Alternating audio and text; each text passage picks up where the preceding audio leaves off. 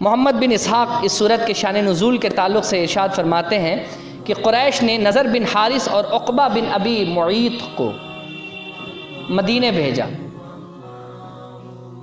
نضر بن حارث اور عقبہ بن ابی معیط یہ دو کفار مکہ میں سے ہیں، ان دونوں کو بھیجا گیا مدینہ۔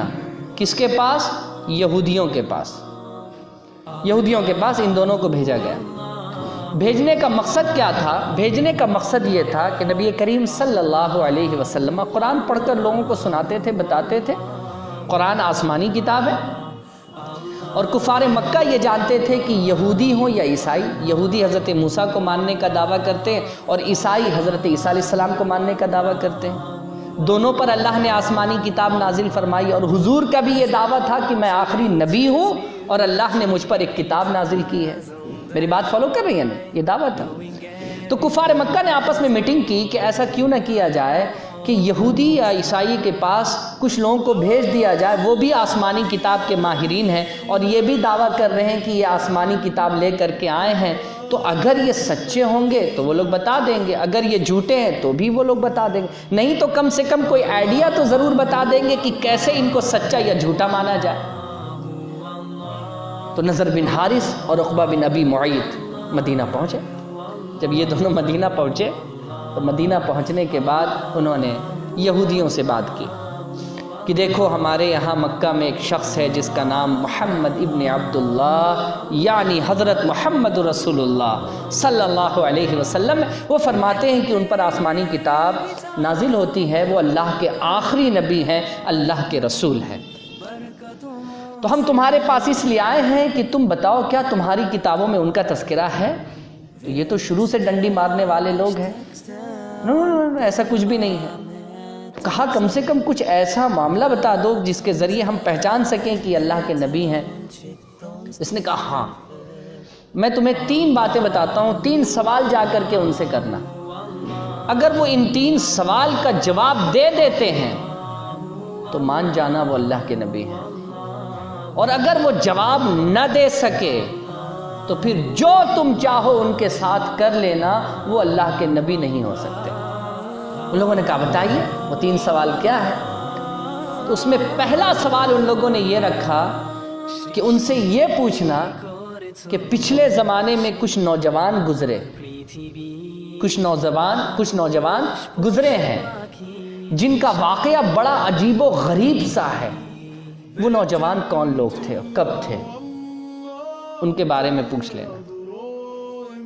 پھر دوسرا سوال ہے ایک شخص ایسا ہے جس نے پوری دنیا کی سیر کری، وہ واقعہ کون سا تھا کہ اس نے پوری دنیا کی سیر کری، ٹھیک ہے؟ اس طریقے سے 3 سوال ہیں، میں صرف سوال نمبر 1 کو آپ کے سامنے رکھتا ہوں، ابھی تینوں سوال پڑھیں گے اور تینوں کا جواب سورہ کہف کے اندر موجود ہے، سمجھ رہے ہیں آپ؟ تو کہا یہ 3 سوال ہیں، اس 3 سوال کو لے کر کے جاؤ اور جانے کے بعد ان سے پوچھنا، اگر جواب دے دیں تو پیغمبر ہیں، نہ دیں تو جو چاہو ان کے ساتھ کرو، وہ پیغمبر نہیں ہو سکتے۔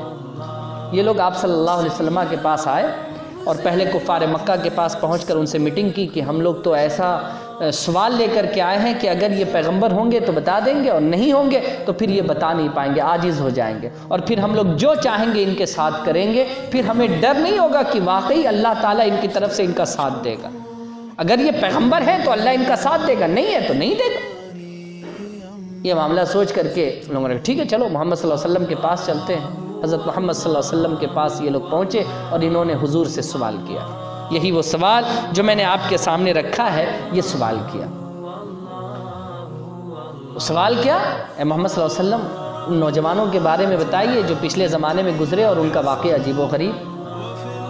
دوسرا سوال اے محمد صلی اللہ علیہ وسلم اس شخص کے بارے میں بتائیے جس نے پوری دنیا کی سیر کی، وہ معاملہ کیا تھا، وہ شخص کون ہے؟ اور تیسرا سوال روح کی حقیقت کیا ہے؟ ان تینوں سوالوں کا جواب اگر آپ دے دیں تو آپ کو ہم پیغمبر مانتے ہیں۔ آپ صلی اللہ علیہ وسلم نے کہا ٹھیک ہے کل میں تمہیں بتاؤں گا، کل میں تمہیں بتاؤں گا۔ کل گزرا، پرسوں گزرا، نرسوں گزرا، 15 دن گزر گئے، حضور نے اس کا جواب نہیں دیا۔ طرح طرح کی باتیں لوگوں نے کرنی شروع کر دی، او لگتا ہے یہ وہ ہیں، لگتا ہے یہ، طرح طرح کی باتیں۔ حضور نے 15 دن تک جواب کیوں نہیں دیا؟ 15 دن تک اللہ کا وحی نہیں اترا۔ حضرت جبرائیل وہی لے کر نہیں آئے. کیوں نہیں آئے؟ اللہ کے نبی نے یہ فرمایا تھا کل میں تمہیں بتاؤں گا، یہ نہیں فرمایا تھا انشاءاللہ کل میں تمہیں بتاؤں گا. انشاءاللہ نہ کہنے پر 15 دن کے لیے وہی ٹال دی گئی. آپ بات سمجھ رہے ہیں یا نہیں سمجھ رہے ہیں؟ یہ بندوں کو عبرت ہے. آج تو ہم لوگ کوئی بھی کام کرنا ہوتا ہے 100% کل کر دیں گے، انشاءاللہ بولنے کی ضرورت ہے. وہ 100% پر اس کو بھروسہ ہے، انشاءاللہ پر بھروسہ نہیں ہے نا. یہ ایک درس ہے، یہ ایک سبق ہے جو ہمیں اور آپ کو سیکھنا ہے کہ لفظ انشاءاللہ اللہ کے نبی نے نہیں کہا. 15 دن تک وہی ٹل گئی.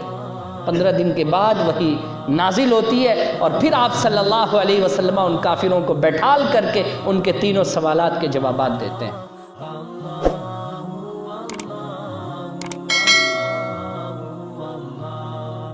As I look to nature's beauty, dazzled am I, knowing everything calls on you.